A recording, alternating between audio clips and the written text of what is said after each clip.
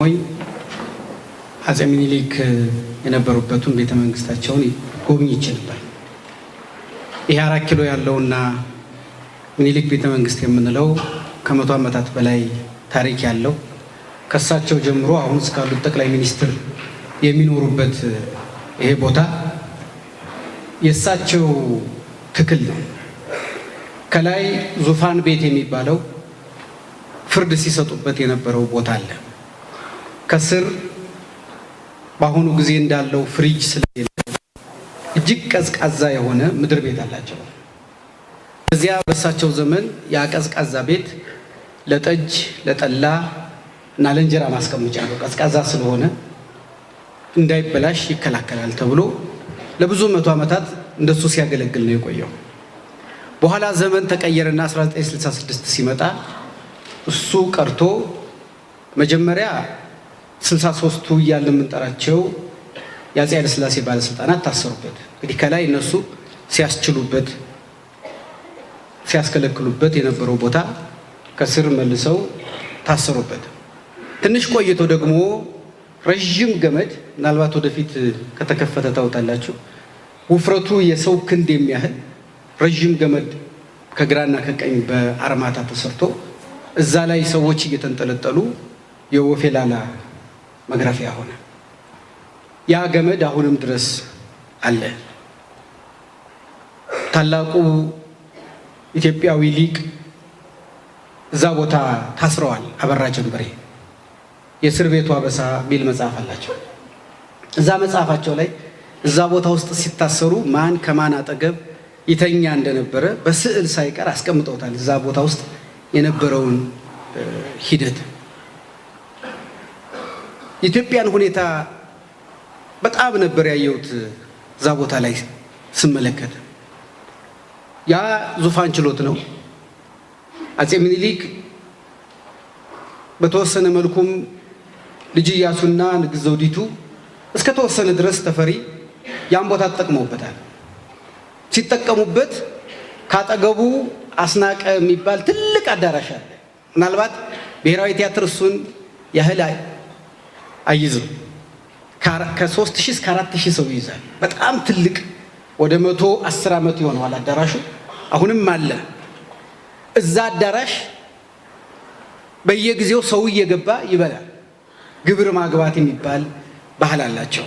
እሱ ባህል በነገራችን ላይ አንዳንድ ሰዎች የንጉሱን ወይም የነገስታቱን ስም ለማንገስ የተጠቀሙበት ብቻ ይመስላቸዋል እንጂ አይደለም። በህዝብና በመንግስት መካከል ቀረቤታ ለመፍጠር ሰው ቤተ መንግስቱ ቤቱ እንዲሆንና በሁለቱ መካከል ያለውን ድልድይ ለመገንባት የተጠቀሙበት ነው። ግብሩ ሲቀር እንደምታውቁት እስካሁን ድረስ በእኛና በቤተ መንግስቱ መሃል ትልቅ ርቀት ነው የተፈጠረው።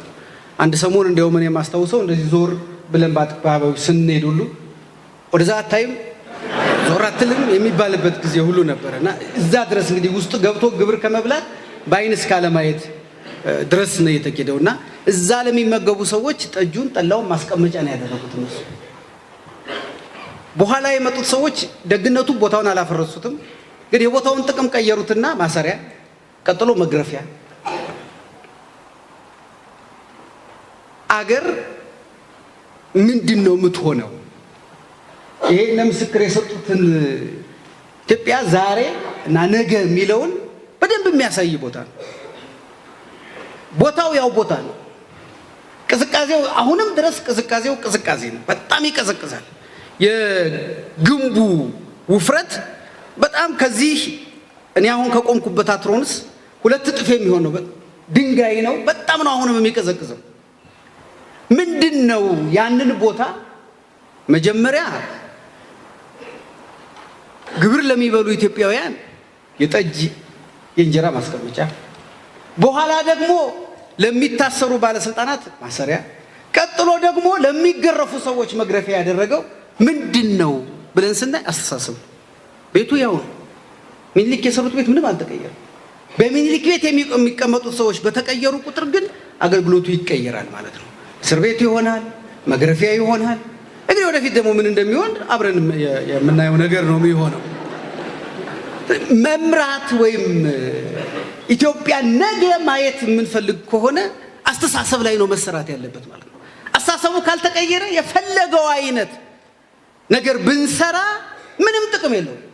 ብዙ ጊዜ አገርን ከመሰረተ ልማት ከቤት ወይም ከመንገድ ከድልድይ ከግም ከኢንዱስትሪ ከነዚህ ነገሮች አንፃር ብቻ ነው የሚታየው። ጣሊያን እኮ የመጀመሪያውን ድልድይ በአባይ በረሃ ላይ የሰራው ጣሊያን ነው። ጣሊያን የሰራበት ምክንያት የተለየ ነው። እሱ ኢትዮጵያን ለመግዛት በነበረው ህልም የኢትዮጵያን ሀብቶች ወደ ሀገሩ ለመጫን ህዝቡን እንደ ልቡ ለመግዛት ነው ድልድዩን የሰራው። ያው ድልድይ በኋላም ከ60 ዓመት በኋላ ያደስነውና በኋላ ደግሞ ጃፓን የሰራው ያ ነው ድልድይ። በዛው ወንዝ ላይ ነው። ወንዙ አልተቀየረም። አካባቢውም የድሮውና አዲሱ ድልድይ ጎን ለጎን ናቸው። በኋላ ግን ጣሊያን ከወጣ በኋላ እኛ ተጠቅመንበታል። ያንኑ ድልድይ ለ60 ዓመታት ያህል ተጠቅመንበታል። ድልድዩን አይደለም የቀየር ነው፣ አስተሳሰቡን ነው የቀየር ነው። ኢትዮጵያን ለመግዛት የተጠቀመበትን ድልድይ አርበኞቹ መልሰው ኢትዮጵያን ለማዳን ተጠቀሙበት፣ እኛ ደግሞ ለመኖር ተጠቀምንበት። ያንኑ ድልድይ አብዛኛዎቹ ረጅም መንገዶች በጣሊያን ጊዜ የተገነቡ መንገዶች ናቸው። እሱን መንገድ የገነባበት ሐሳብ ሌላ ነው። እኛ ደግሞ በኋላ የተጠቀምንበት መንገድ ሌላ ነው። ስለዚህ አገር የምትሰራው አእምሮ ውስጥ ነው እንጂ ምድሪት ላይ ባለው ቁስ ላይ አይደለም። እኔ አሁን የነገውን ሳስብ እሱን ነው የማስበው። አሁን ብዙዎቻችን አይታችሁ እንደው የማህበራዊ ሚዲያ ሰዎች ነው ቀን ቀን በተለይ እዚህ ሀገር ኢንተርኔቱ ትንሽ ወደድ ስለሚል ብዙ ሰው ኢንተርኔት የሚያየው ወይ ቢሮ ሲሆን ነው ዋይፋይ ስለሚያገኝ ወይም ስራው ቦታ ላይ ሲሆን ነው። እሱን ያይና ወይ ይበሳጭና ወይ ምን ይልና ወይም የራሱን ኮሜንት ይሰጥና ቤቱ ይመለስና ያወራል፣ ይነጋገራል። ዲል ሊሆን ነው፣ ዲል ሊደርስ ነው፣ ይሄ ሊመጣ ነው፣ ዲል ሊከሰት ነው፣ ወደዚህ እንደዚህ ሊሆን ነው። ደግሞ ልጆች አሉ 5 ዓመት 6 ዓመት የ7 የ10 ዓመት ይሰማሉ። ሐሳብ ኮሜንት አይሰጡም። የፌስቡክ የላቸው ሐሳብ አይሰጡም። እኛም ብዙ አናዳምጣቸው፣ ግን ወይ ይጨነቃሉ። እኛ ጥሩ ነገር ስንነግራቸው ደስ ይላቸዋል። የማይሆን ደግሞ በጣም የጨለመ ነገር ደግሞ ቤት ውስጥ ወይ ቡና ተፈልቶ ሲወራ ደግሞ ውስጣቸው ይጨነቃል፣ ይሰቀጥጣሉ። ምን ይሁን አይረዱትም። እኛ እንኳን ትንሽ ወይ የምንደግፈው ወይ የምንቃወመው ሰው አናጣም። እነሱም ይደግፉት የላቸው፣ የሚቃወሙት የላቸው። እንዲህ አይነት ቦታ ላይ የሚያመጣቸው ሰው የለ፣ ይጨነቃሉ። አንድ ነገር ልማድ የሚሆነው ባህል የሚሆነው ደጋግመነው ስንሰራው ነው። አሁን በሀገራችን ሟርት የሚባል ነገር አልተጋላችሁ። ብዙ ጊዜ ሟርት ምንድን ነው? አሁን ይሄ ሟርተኛ ምላሱ ጥቁር ነው ይደርሳል ይባላል። ብዙ ጊዜም ይደርሳል። ለምን ነው የሚደርሰው? አንተ ፀሐይ የሚመታህ ከሆነ እንዲህ ትሆናለህ ብሎ ሰውየው ይናገራል። እኛ ውስጥ እሱ በተደጋጋሚ እንሰማዋለን። አይሆንም ብለን አይደለም የምንተው። አንድ ቀን የሆነ ፀሐይ መጥቶን ትንሽ ራሳችን ሲያመን እንቀበለውና ውስጣችን በተደጋጋሚ እሱን እንለዋለን ማለት ነው። አይምሮአችን አወቃቀር ወይም የአይምሮአችን ማሰቢያ በሱ መንገድ ይቀረጻል ማለት ነው። በሱ መንገድ እየተቀረጸ ሲሄድ ወደዛው ወደ ተነገረው ሟርት እኛውን ምን ሄደው ሟርቱ አይደለም ወደኛው የሚመጣው፣ እኛው ራሳችን ወደ ሟርቱ እንሄዳለን። ለምን? ውስጣችን አለ።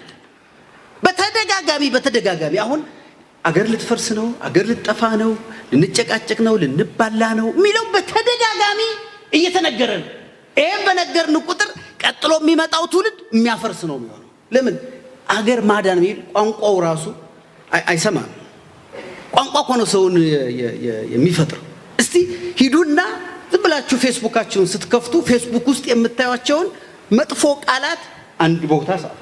በጣም ጥሩ የሚሆኑ የሚያንጹ ደግሞ ጻፉና የሁለቱም ብዛት ተመልከቱት፣ የትኛው እንደሚበዛ እና አገሪቱ በየትኛው ሐሳብ ነው እየታነጸች ያለችው? ቀጣዩ ትውልድ በየቱ ነው እየታነጸ ያለው? የኔ ልጆች የሚማሩበት ትምህርት ቤት የሚነጋገሩትን እኛ ወላጆች የምናወራውን ይሄዱና ልጆቹ በረፍት በገባቸው መጠን ይነጋገሩታል። እና የተነጋገሩትን መጥተው ይነግሩኛል። እንዲህ ተባለ እኮ እነገሌ እኮ እንዲህ አሉ፣ እንዲህ ሊሆን ነው። ደግሞ እነሱ ሲረዱት ደግሞ በተረት አቅም ስለሆነ የሚረዱት፣ በተረት አቅም ታውቃላችሁ፣ ተረት ውስጥ ጅብ አለ፣ አንበሳ አለ፣ ጦጣ አለ፣ ነብር አለ፣ ምን አለ። በዚህ መጠን ነው የሚረዱት። ስለዚህ ፍርሃት ነው ይዘው የሚመጡት እና እንዲህ ሊሆን ነው ይላል። ያንን የኢትዮጵያን ይህን ከባድ ፖለቲካ ለነሱ ማስረዳት በጣም ከባድ ነው። ይዘውት ነው የሚያድጉት፣ ይዘውት ነው የሚሄዱት። የነገዋን ኢትዮጵያ የተስተካከለች ማድረግ ከፈለግን እኛ ነን ይሄን ክፉ ሐሳብ እምቢ ማለት ያለብን። እኔ ይሄ ትውልድ አንድ እንደው እንደ ኃላፊነት እንደሚሰማው ዜጋ፣ ለሀገሩ እንደሚያስብ ዜጋ፣ ለነገዋ ኢትዮጵያ እንደሚያስብ ዜጋ ያስፈልገናል ብዬ ማምነው የትውልድ ቃል ኪዳን። አንድ የትውልድ ቃል ኪዳን ያስፈልገናል። ባለፈው የፖለቲካ ፓርቲዎቹን ቃል ኪዳን ምርጫ ቦርድ ያስፈርሟቸዋል። ዜጋ ምርጫ ቦርድ የለውም። እንደምታውቁት ፓርቲዎች ያላቸው የሚሰበስባቸው አዳራሽ የሚከራይላቸው አልፎ አልፎም ደግሞ በጀት የሚሰጣቸው፣ ዜጋ የለውም። የሚሰበስበው የሚመዘግበው አዳራሽ የሚከፍልለት የለውም። ስለዚህ እኛው ራሳችን ዜጎች የዜጋ ቃል ኪዳን ያስፈልገናል። ይሄን እኛ ኢትዮጵያውያን እንቀበላለን፣ ይሄን አንቀበልም። እንዲህ አይነት የሚመጣውን እናስወግደዋለን፣ እንዲህ አድርጎ የሚመጣውን እንቀበለዋለን ብለን ይሄንን ተስማምተን እኛው ካልተነሳን የነገዋን ኢትዮጵያ በእጃችን ልንመሰረታት አንችልም። ሌሎች ናቸው የሚመሰረቱት።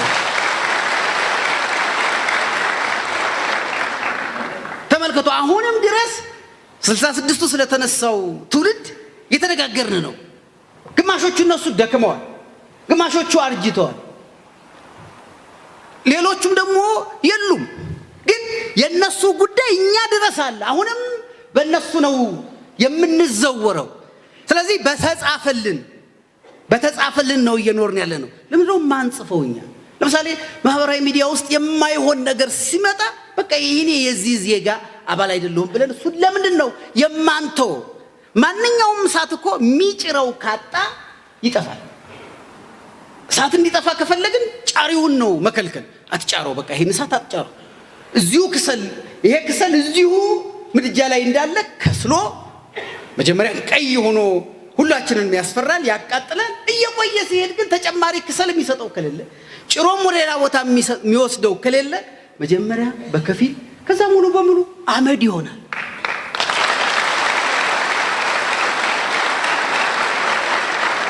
ክሰልና ጫሪን የሚከለክል ቃል ኪዳን ያስፈልገናል። ክሰል ላለመሆን፣ ክሰል ላለመስጠት፣ እሳት ጫሪም ላለመሆን እና እሳቱን ላለማባዛት እያንዳንዱ ሰው ራሱን ነው ማቀብ ያለበት። እኔ ይቺን ሀገር ማዳን ከፖለቲካ ፓርቲዎች፣ ይቺን ሀገር ማዳን ከብዙ ይሄ ሐሳብ መሪዎች በየዘውጋቸው ከቆሙት ከነሱ የምንጠብቅ ከሆነ ተከትለን መጥፋት ነው። ተከታይ ነው ምን ሆነው። እኛ ራሳችንን ዜጎችንን ተነስተን ማዳን ያለብን። እኔ ኢትዮጵያዊ አርበኝነት ምለው እሱን ነው። ኢትዮጵያውያን አርበኞች ምንድን ነው ያደረጉት? አገራቸው ተወረረች። በወቅቱ ንጉሱ አልቻሉም። የአገር ርዕስ ተደርገው የሚታዩት ንጉሱ ሄዱ። ሲሄዱ ሀያላኑን ተወሰኑ ሰዎች ይዘው ሄደዋል። የተረፉት የተወሰኑትን ደግሞ ጣሊያን ያዘ። ቀሪዎቹ ወደ ሱዳን ገቡ። አርበኞቹ መሪ አልነበራቸው። ለምን? የታወቀው መሪ በእኛ ሀገር መዋቅራዊው መሪ ንጉሱ ከንጉሱ በታች እያለ የሚደርስ ነው። ይሄ አልነበራቸው። ስለዚህ አይ በቃ እንግዲህ ንጉሱም ከሄዱ ባላባቶቹም ከሄዱ እነገሌም ከሌሉ እንተዋት ኢትዮጵያን አይደለም ያሉት። የዜግነት ግዴታ ውስጥ ነው ቃል ኪዳን ነው የመሰረቱት። ይቺን አገር አንተዋትም፣ መሪ ከሌለን መሪ እንፈጥራለን።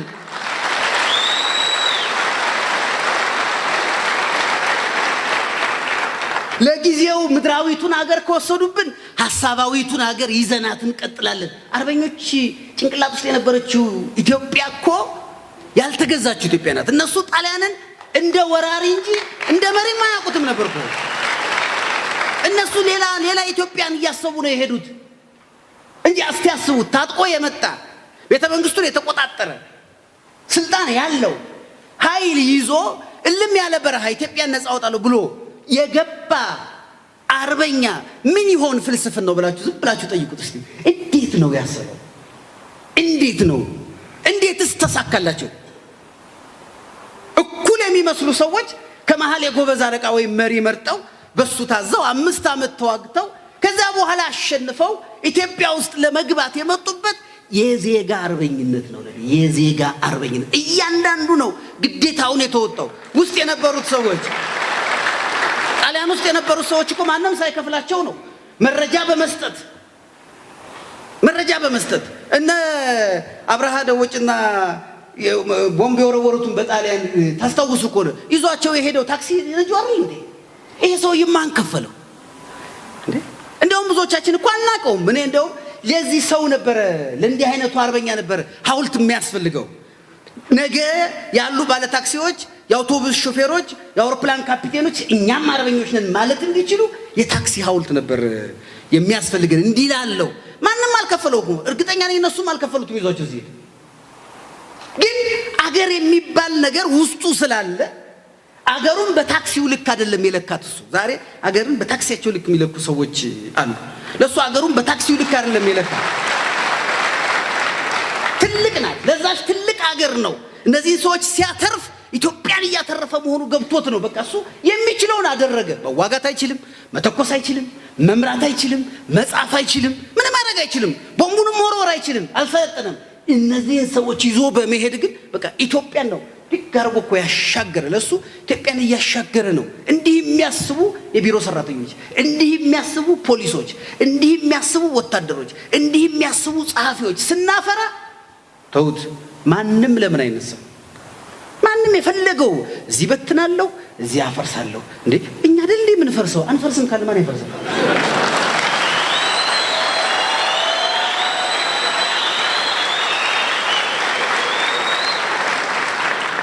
እኛን እኮ ነው አፈርሳችኋለሁ እኔ አልፈርስም ካልኩ ማን ነው ያፈርሰው? እኛን እኮ ነው ለያችኋለሁ እኔ አልለይም ካልኩ ማን ይለየኛል? ማን ነው እኛ እሺ ስንል እኮ ነው። እሺ ካላልን በስተቀር ዝም ብሎ ይደረጋል እንዴ? እሱ እኮ በጣሊያን ጊዜ አይተነዋል እኮ። መጣ እኮ አደረገው። እምቢ ያሉ ሰዎች እነዛ ሰዎች እኮ እዚህ ውስጥ ያለችው ኢትዮጵያን ነው ያተረፏት። ይዘዋት በረሃ ገቡ፣ ይዘዋት ተዋጉ፣ ይዘዋት አሸነፉ፣ መልሰው አመጣው ተከሏት። በቃ እነሱ የሚያውቁት ይሄ ነው።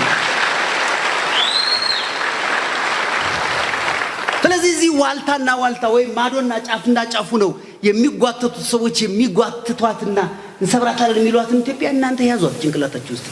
ማን ነው ያወጣት? ከዚህ ማን ይወስዳታል? ማን ነው የሚነካት? እኛ እሺ ካላልን ማን ነው ወስዶ እንዲህ አደርጋለሁ እንዲህ አደርጋለሁ? እኮ ከፉከራ ያለፈ ነገር እኮ ምንም የሚመጣ ነገር አይደለም። እኛ እሺ እስካላልን ድረስ ለዚህ ነው ቃል ኪዳን የሚያስፈልገን። እኔ በጭራሽ ይሄን አልፈቅድም። ለዚህ ማህበር የግድ አያስፈልገኝም። የሆነ ድርጅት ላያስፈልገኝ ይችላል። የሆነ መሰባሰብ ላያስፈልገኝ ይችላል። እኔ ነኝ ይሄን የምወስነው። ይሄን ነው ማስፋት ያለብን። እያንዳንዱ ሰው እኛ አሁን ከላይ ያለው ተመልከቱ። አሁን ብሔራዊ ቲያትር እያየነው ነው። በዚህ በኩል እምናየው ውጩን ነው የተቀባውን ቀለም ላይ ያሉትን ጌጣጌጦች መጨረሻውን ይሄ ፊኒሺንግ የሚባለውን ነው። ከሱ ውስጥ ያለውን ብረቱን፣ አርማታውን፣ ይሄንን አሁን እናንተ ያለንበትን የሸሸከመውን ማንም አያውቀው። እኔ ሂጄ እዚህ መሃል ቀይ ቀለም ወይም ቢጫ ቀለም ወይም አረንጓዴ ቀለም ከዚህ ውጭ የሚረብሽ ቀለም ብቀባ እና እናንተ ቀና ብላችሁ ስለምታዩት ብሔራዊ ቲያትር የሚፈርስ ነው ይመስላችሁ። አርማታውን አታዩት፣ ብረቱ አይታያችሁ፣ ቋሚው አይታያችሁ። ይሄን ግን ታውታላችሁ። ብዙ ሰዎች የኢትዮጵያን ታህታዊ መዋቅር አያውቁትም። ታች ያለው መዋቅር ይሄ እኔና እናንተ እንደምንለው የሲሚንቶ ግርፍ አይደለም። ተሞክሯል እኮ ዘመነ መሳፍንት ምንድን ነበር? መሳፍንት እኮ ሞክረዋል። የተወሰነ ጊዜ እኮ የሆኑ ህዝቦች የሚደርስላቸው አጥተው እኮ የኖሩበት ጊዜ አለ። ግን እነሱ ውስጥ ያለችው ህሊናዊቷ ኢትዮጵያ ለምሳሌ አፄ ዮሐንስ በጉርአ ጦርነት በሚዋጉበት ጊዜ ከዚህ ከጉራጌ አካባቢ ሄዱ። እንዲያውም በቅጽል ስማቸው አባ ጉራጌ የሚባሉ ሰው ከአፄ ዮሐንስ ጋር አብረው ነበሩ። እንግዲህ የአፄ ዮሐንስን አገሪዩት ቤተ መንግስታቸው መቀሌ ነው ያለው። ብዙ ውጊያዎችን ያደርጉት ኤርትራ ነው። አብረዋቸው ከጎናቸው ያሉት ሰው ግን ከጉራጌ ነው ሄዱት። ኢትዮጵያ ታህታይ መዋቅር ይሄ ነው የሚያሳየው። እኒህ ሰው ሁል ጊዜ ምን ነው አፄ ዮሐንስ አገሬን ረሱት እኮ ይሏቸው ነበር ሁል ጊዜ። እሳቸው ጭንቅላት ውስጥ እና አፄ ዮሐንስ ጭንቅላት ውስጥ ሁል ጊዜ ያቺ ስዕላዊቷ ኢትዮጵያ እንዳትረሳ ያደርጉ ነበር። በዮዲት ጊዜ የአክሱም ጽዮን ካህናት መተው የተረፉት ዝዋይ ነው። አሁን እንዳሁኑ ስልክ የለም፣ ቴሌቪዥን የለም፣ ምንም የለም። በምን አወቁ ዝዋይ የሚባል ነገር ነው? ማን ይነገራቸው? ኢንተርኔት ላይ አይቶ፣ ፌስቡክ ላይ አይቶ። ዛሬ ቢሆን ምናልባት ባለው ፖለቲካ ላይመጡ ይችል ይሆናል። ግን ያኔ መጡና ኖሩ። እነሱ እንደሚሉት ወደ 40 ዓመት አካባቢ ኖሩ እዛ አካባቢ። እንዳሁኑ ዘመን ውጡም ምጡም ያላቸው የለም፣ ኑረዋል። ተቀብለዋቸው ኖሩ። 40 ዘመን መኖር ረጅም ነው በዛ ጊዜ። ከዛ ደግሞ ታቦቷን ይዘው ሄዱ። ምንም ሳይሰሙ ይመስላችኋል? ሰው ወደማያውቀው ሀገር እኮ ሄዱ። የማያውቁት ሀገር አይናፍቅም አይደል የምንለው? አንድ የሚያውቁት ጉዳይማ አለ። ዝም ብለው አይደለም የመጡት። ዝም ብለው ታች ድረስ ዝዋይ ታች ድረስ ዝም ብለው አልወረዱም እኮ። እነሱ ህሊና ውስጥ ያለች ኢትዮጵያ አለች።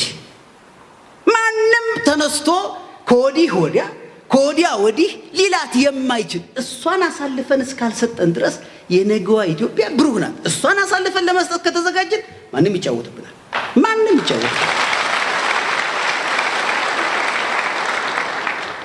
ማሳለፍ የለመደች ሀገር ውስጥ ነው ያለነው።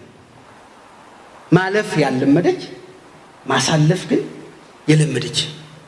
እንዳልኳችሁ ያንን አፄ ምኒልክን ቤተ መንግስት ስታዩ ከመጀመሪያው እንግዲህ ጠጅ ከሚጥሉት ሰው ጀምሮ ስንቶቹ አልፈው አሁን ደርሰዋል። ያ ግን አለ። እኔ ይገርመኛል። እንዴ ለምንድን ነው እንዲኖር እንዴት ሆነ? የመጡት ርዕዮቶች የተለያዩ ርዕዮቶች ናቸው፣ ግን እንዲኖር ሆኗል። ሕያው ምስክር ሆኖ አሁንም ይናገራል፣ አሁንም ይታያል።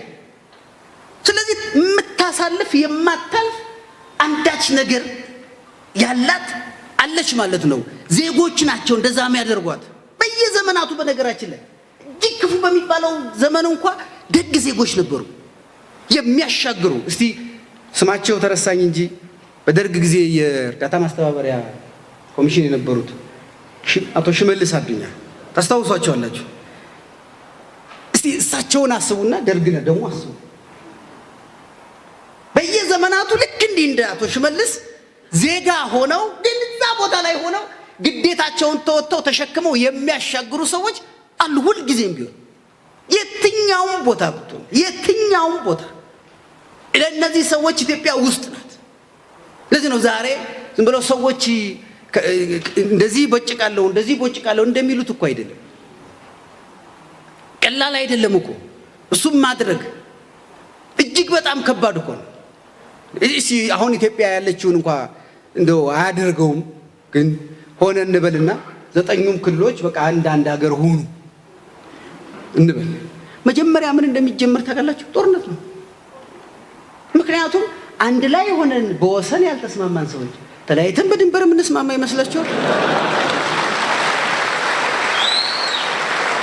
አንድ ላይ ሆነን አንድ ሀገር ሆነን እኮ በወሰን ያልተስማማን ሰዎች መጀመሪያ ላይ ስንለያይ እኮ እንዴ ከኤርትራ ጋር እኮ አንድ ወሰን እኮ ነው ያጣለን። ወሰን ታሪክማ ሊያጣለን አይችልም እኮ። የጋራ ታሪክ አለን፣ በቋንቋ እንስማማለን፣ በእምነት ተመሳሳይ ነን። ግን ስንለያይ በፊት ምንም የማይመስል መረብ ምላሽ እያልን እንጠራው የነበረው መረብ አጣልቶ ቁጭ አለን። በኋላ ስም ብቻ ነበረ መረብ ድሮ። ልክ አገር መሆን ሲጀመር ግን ጦርነት ተጀመረ። ለምን? ከባድ ነዋ። እንዲህ ተሰፍቶ የኖረን ነገር ዝም ብሎ ማላቀቅ ቀላል ነገር አይደለም ጎበዝ። ይሄ ሶማሌ ተራ ውስጥ እንደምንቦጫጭቀው መኪና እንደዛ ቀላል ነገር ነው። ታርጎ መሸጥ የሚቻል እንዳይመስላችሁ። እነዚህም እናደርገዋለን የሚሉ ሰዎች ያውቁታል። ይሄንን ግን ለማሳበድ መጠቀም ስላለባቸው ነው። ሌላ ማሳበጃ ስለማያገኙ ነው እንጂ በጭራሽ እንደዛ እንደማይችሉ እኮ ያውቁታል።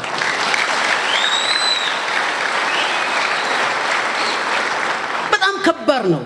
ብዙ ነገር ሆኗል ቅድም ሰርጸ ሲያነሳው አቡበከር ሲያነሳው የነበሩ ብዙ ነገሮች እኮ እዛ ውስጥ አልፈዋል እነዚህን እንዴት ነው የምንለቅማቸው እንዴት ነው እያንዳንዱን ነገር ልንለቅም የምንችለው እያንዳንዱን ነገር ሰሜን ያሉ ህዝቦች እንዳልኳችሁ እኮ ነው ታች ድረስ ሄደዋል ወደ አፈ ታሪኩ ደግሞ ከሄድ እነ አጼ ገብረ መስቀል እኮ 40 ምንጭ ድረስ ወርደዋል ነው የሚለው እና ስንቱን አጥንት ነው የምንለቅመው በዛ ዘመን ይሄድ የንጉሱን ተከትሎ ሄደ ወታደር እዚያ የከረመ እና እሱ እያንዳንዱን ሂሳብ ገብተን እያንዳንዱን ለቅመን ነው አገር ምን መሰረተው እንዴት አድርገ ነው የምንችለው በጭራሽ እኮ የሚቻል ነገር አይደለም በጭራሽ እንደ አገር መኖር ዝም ብሎ አገር ዝም ብሎ አይሰራም መጀመሪያ አይምሮ ላይ ተሰርቶ ነው መሬት ዝም ብሎ ማስመር እኮ አይደለም ቁጭ ብሎ ከዚህ በመለስ ምንለው እኮ ጉዳይ አይደለም የነገውን ነገር መጻፍ ምንችለው እኛ ዛሬ የዜጋ ቃል ኪዳን ካለ እኔ እችላለሁ እኔ እምቢ ማለት እችላለሁ እኔ እሺ ማለት እችላለሁ ልጄ እምቢ እንዲል ማድረግ እችላለሁ ልጄ እሺ እንዲል ማድረግ እችላለሁ አካባቢ ያሉ ሰዎች የማይሆን ነገር በሙሉ እምቢ እንዲሉ ማድረግ እንችላለን ሌላ ምንም ባንችል እኔ የዚህ ተሳታፊ አልሆንም ማለት እንችላለን ይሄን የሚሉ ሰዎች እየበዙ በሄዱ ቁጥር ሚሊዮኖች እየሆኑ በሄዱ ቁጥር የማንም ምኞት የሚሳካ አይደለም የማንም ምኞት የሚሳካ አይደለም ለምን አሁን ማሰብ የሚችል ትውልድ እንዲህ አይነት ፕሮግራሞች ትልቁ ጥቅሙ መነዳት የሚችል ትውልድ ተተን ማሰብ የሚችል እምቢናሺ ማለት የሚችል ትውልድ ለመፍጠር አሁን እኮ ሰዎችን እየጎዱ ያሉት ማሰብ የሚችሉ ሰዎች አይደሉም እኔ ለምሳሌ ሽጉጥ አንስቼ ተኮስኩ የሆነ ሰው መታው እኔ ተኳሹ ለምን እንደምተኩስ ማንን ለመምታት እንደኩት ከተኮስኩ በኋላ ሰውየው ሲሞት ምን ጥቅም እንደማገኝ አውቀዋለሁ ጥይቱ ይሄን አያውቅም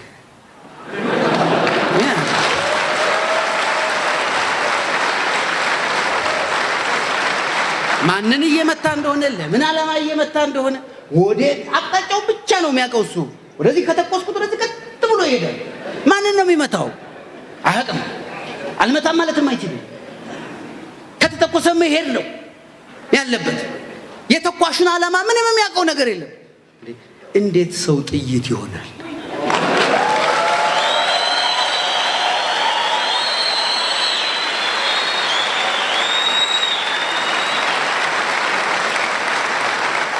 እኛ የነገዋን ኢትዮጵያ በእጃችን ላይ ያለን ኩሩ ዜጎች እንጂ ጥይቶች አይደለንም አመሰግናለሁ